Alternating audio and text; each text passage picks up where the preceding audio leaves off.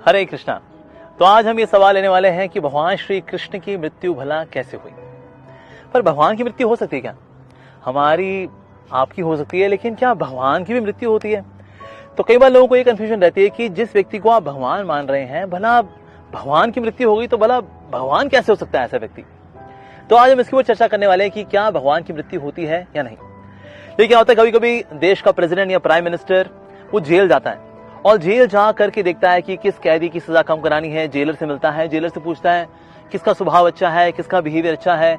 तो जेलर बताता है कि वेल योर हाइनेस, ये फला फला कैदी है, गलती से इससे गुनाह हो गया था और अब इसको काफी पश्चाताप है अपनी गलती का, और अब ये बहुत ही अच्छा व्यवहार रखता है, बड़ा सादगी भरा इसका जीवन है, इसको अपनी गलती का बड़ा पश्चाताप है। तो फिर प्राइम मिनिस्टर या प्रेसिडेंट पूछेगा, अच्छा तो कितनी सजा है इसकी?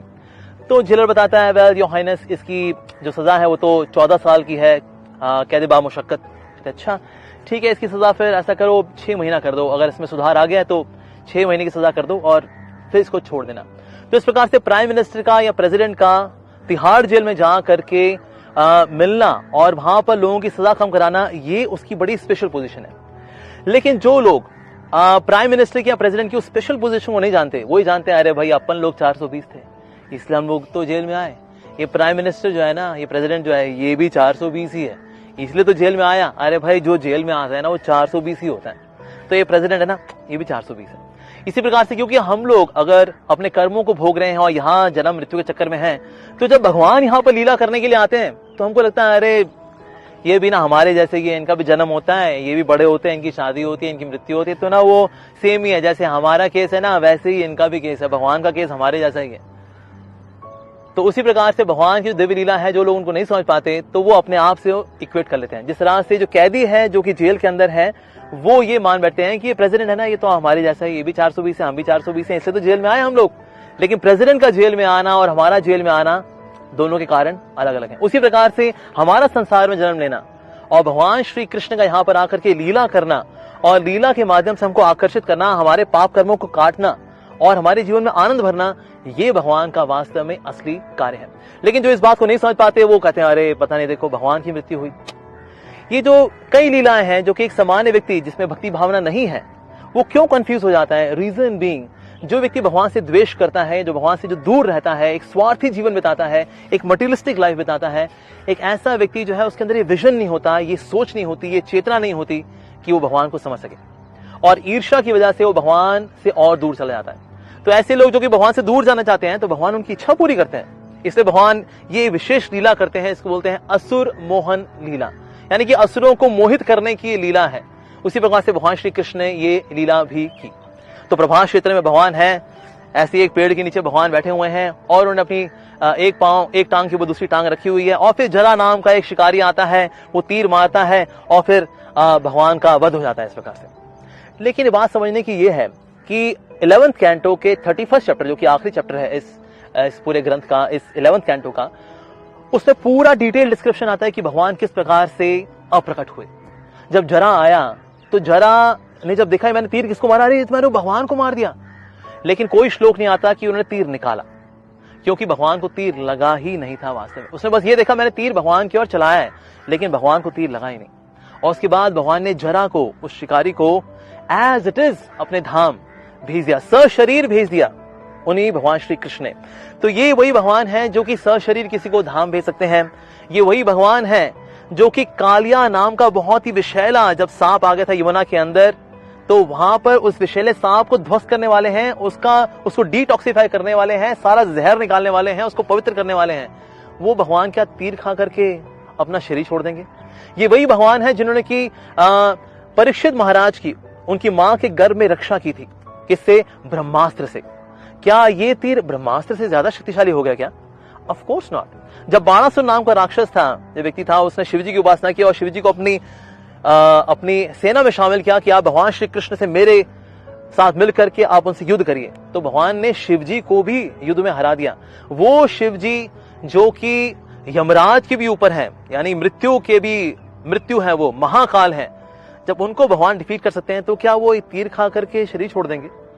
ये वो भगवान श्री कृष्ण है जो कि अपने गुरु को गुरु दक्षिणा देने के लिए ये यहां तक यमपुरी तक चले गए और यमराज जी से अपने गुरु के पुत्रों को ले आए, उनके पुत्रों को ले आए और गुरु दक्षिणा के तौर पे कहा कि आपके पुत्र जो है ये लीजिए, ले लीजिए वापस। ना सिर्फ यमराज जी बल्कि ब्रह्मांड के बाहर महाविष्णु से तक मिलने के लिए चले गए अर्जुन के साथ, और वहां से एक ब्राह्मण के पुत्र को लेकर के आए। तो ये व्यक्ति जो इतने एक्स्ट्रा ऑर्डिनरी कार्य कर सकता है, क्या वो तीर खा के मरेगा? अच्छा आप बताइए, क्या आप तीर खा के मरेंगे? अगर आपकी पांव पे अगर तीर लग जाए, आपके पांव से थोड़ा खून निकल आएगा, वहां हैंडी प्लास लगा लेंगे, थोड़ा सा वहां पे एंटीसेप्टिक क्रीम लगा लेंगे, that's it.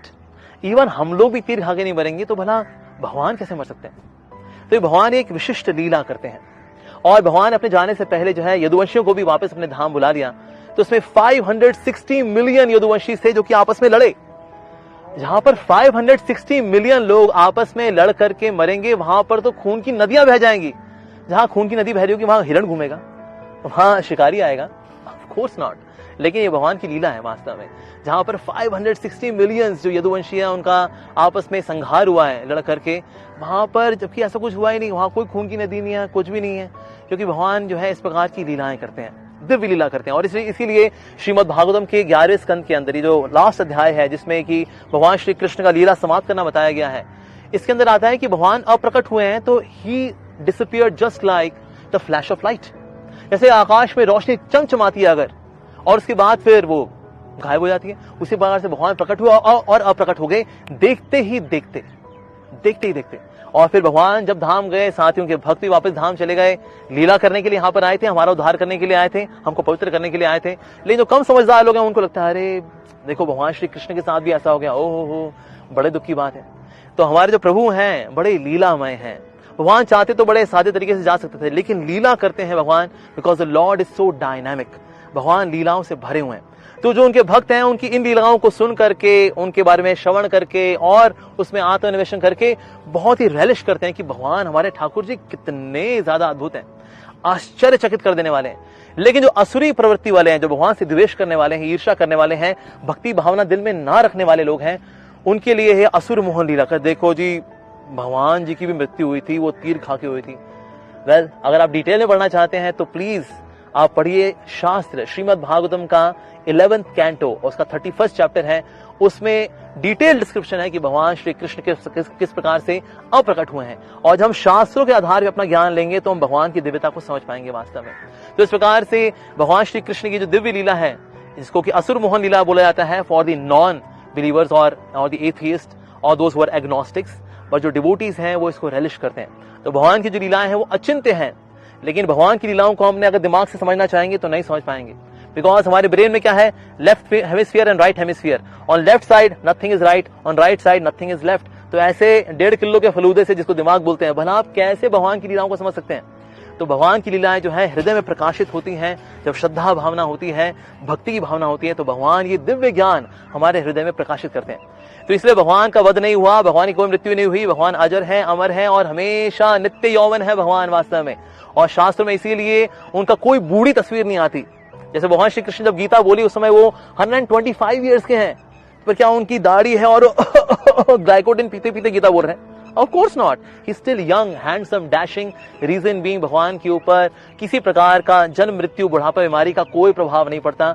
Reason being his body is spiritual.